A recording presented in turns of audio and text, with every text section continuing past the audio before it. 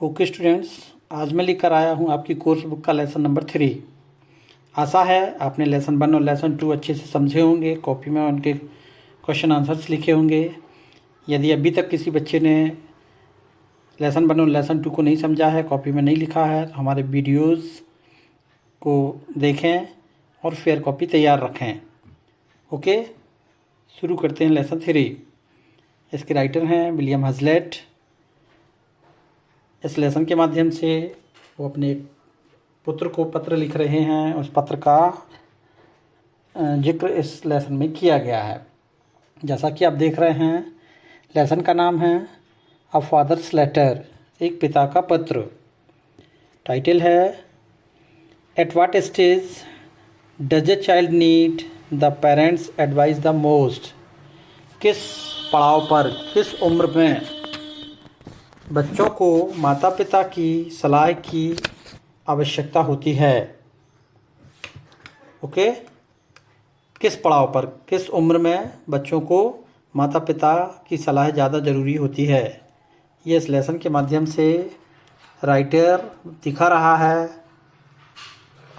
पत्र लिखा है उसने, माय डियर लिटिल फेलो, मेरे प्यारे बेटे, you are now going to settle at school.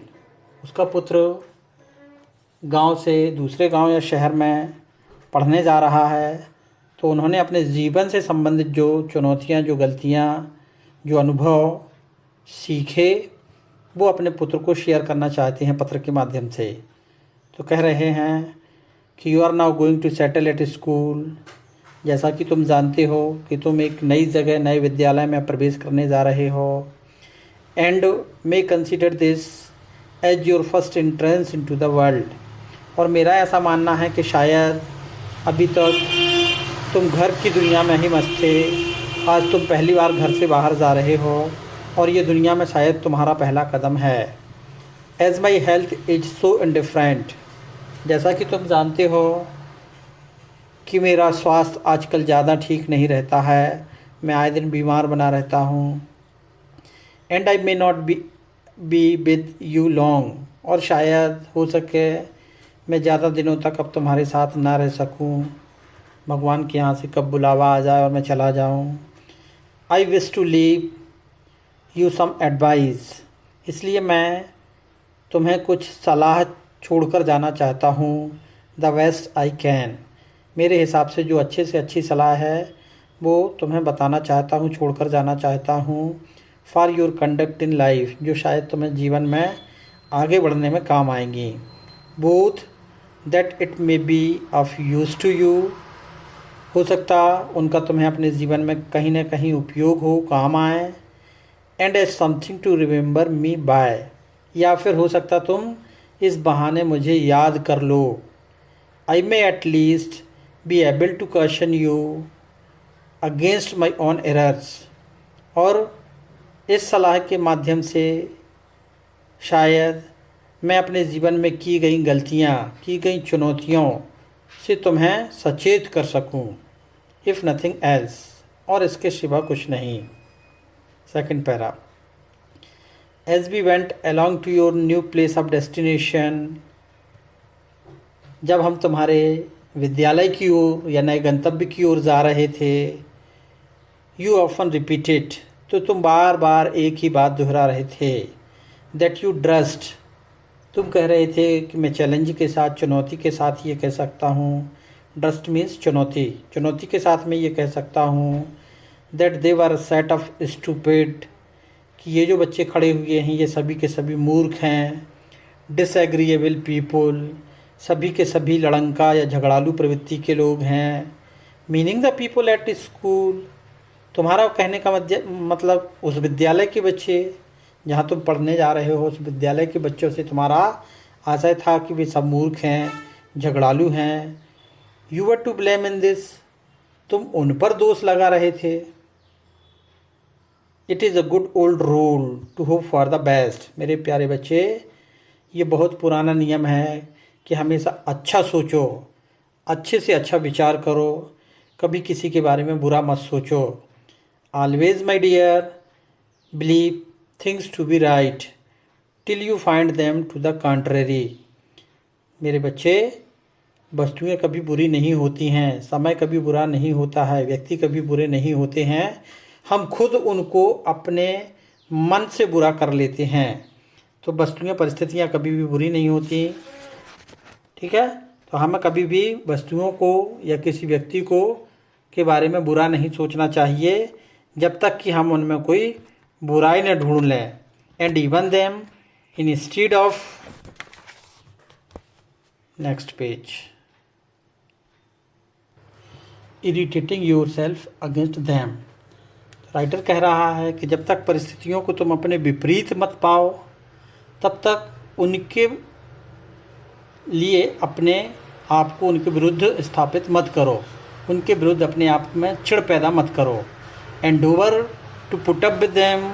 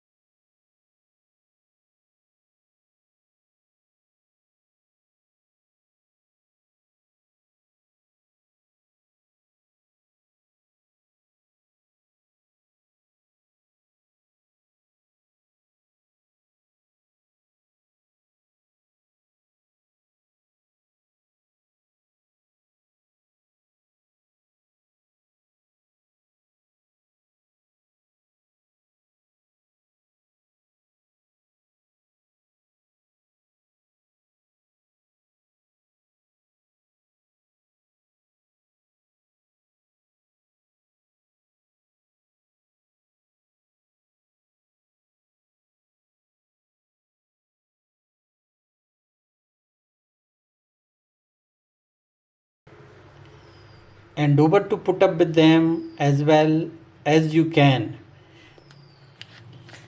यदि आप उन परिस्थितियों को बदल नहीं सकते हो तो उन्हें तब तक सहन करो जब तक सहन कर सकते हो।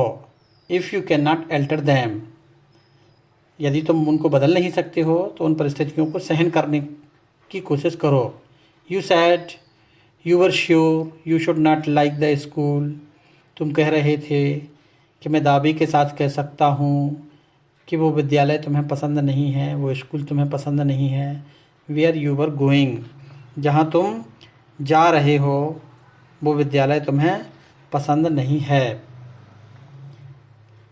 दिस इज़ रॉन्ग, बेटे ये गलत है। What you mean was that you did not like to leave home, इसका मतलब तो ये हुआ कि तुम्हें विद्यालय जाना ही नहीं है, घर छोड़कर जाना ही नहीं है, घर पर ही रहना तुम्हें अच्छा लगता है, इसका मतलब ये हुआ। But you could not tell whether you should like the school और not till you had given it a trial, क्योंकि अभी तुमने विद्यालय देखा ही नहीं, अभी विद्यालय में तुमने पढ़ा ही नहीं, तो तुम ये कैसे कह सकते हो बिना ट्रायल के कि वो स्कूल अच्छा नहीं है, वहाँ के लोग अच्छे नहीं हैं। Otherwise you are saying that you should not like, it was determining that you would not like it.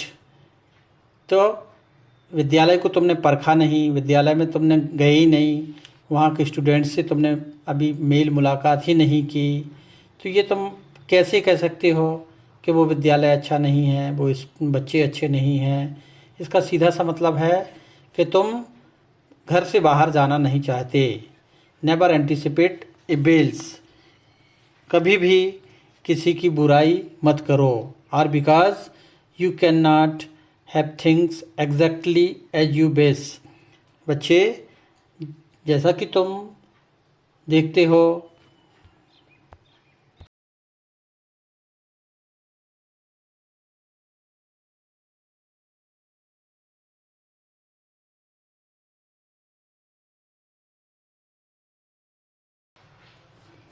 Never anticipate bills, कभी भी किसी की बुराई मत करो। और because you can not have things exactly as you wish, क्योंकि जैसा तुम सोचते हो, जैसा तुम चाहते हो, परिस्थितियाँ तुम्हारे अनुसार नहीं हो सकती।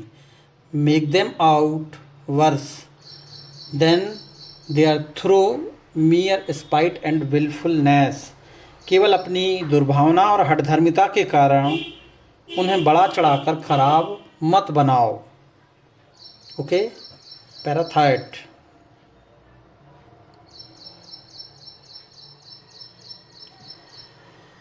you seemed at first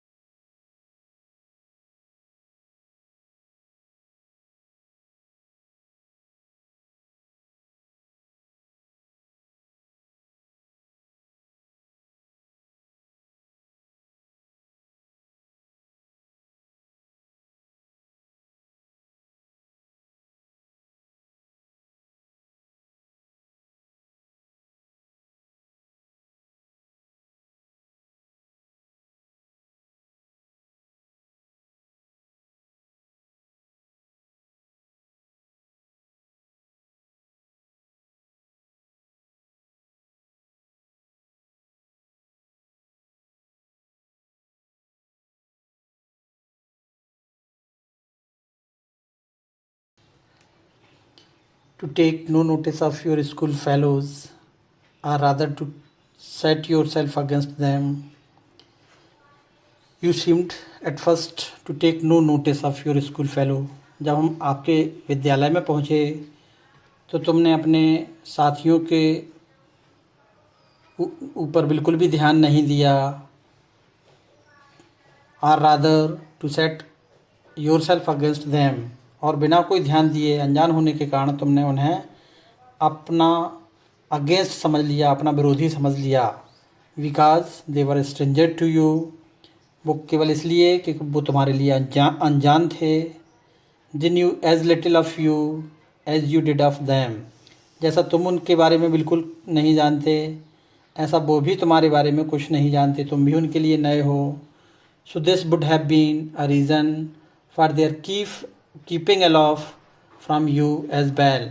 यही कारण है कि वो तुमसे दूर रहे और तुम उनसे दूर रहे, दूरियां बन गई।